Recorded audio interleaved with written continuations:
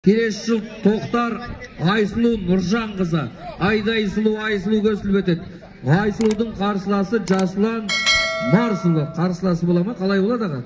Бәрекелді жұмы болады. болады. Кескен ағаны дейді. Ал кетті мінекей. Айсұлу Айдай кетті барақ мінекей. Айсұлу кетті. Жасұлан көк атты келтір не өлтір.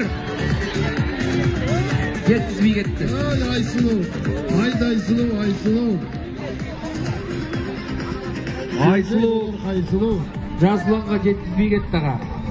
Жасұланның қалпағын көрдіңіздер, Айсұлу Жасұланның қалпағын қайып жүрген сияқты байқаматқа шығарыстар мінекей. Бәрекелді. Енді қарай көк атымен құйғытып келе жатыр. Бірақ Қошемет көрсетіп қойыңыздар. Айсұлу қолден. Құлақ шекеден қайқайды. Құлақ шекеден. Жасұлан қызына. Сабасая құлақ шекеден.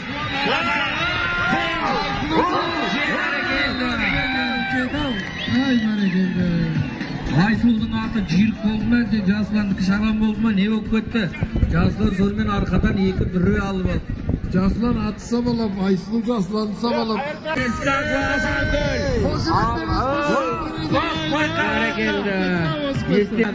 Амангүл қуып келеді. Ақырын қашсаң да олар Нұрболат ақырын қаш, атын басын үрке қаш. Ақырын шап деген болса жоқ.